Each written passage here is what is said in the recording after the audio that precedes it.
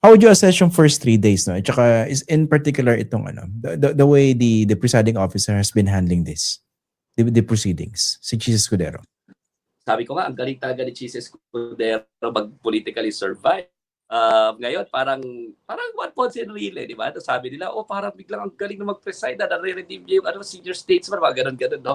Sana hindi makalimutan ng mga sambayan ng Pilipino na naging problema ito right from the very start because ayaw gawin ni Chis Escudero yung fourth win. Having said that, I have to credit him. Sige, nagiging efficient naman yung pagpapatakbo. And it seems like it's fair. I agree with a lot of his rulings. I agree as to how he is efficiently handling things, no?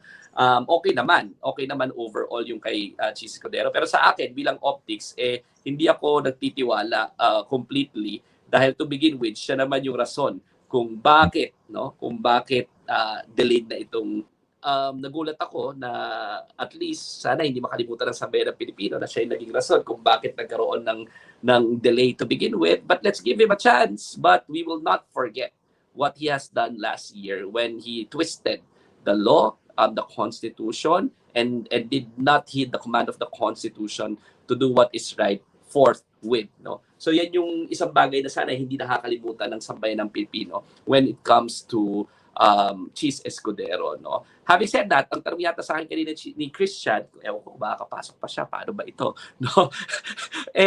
How would I assess the impeachment trial, the first 3 days of the impeachment trial?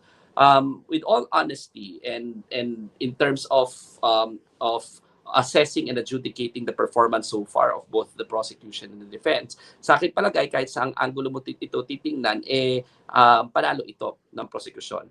Bakit? Dahil mahigit halos 2 years na di ba?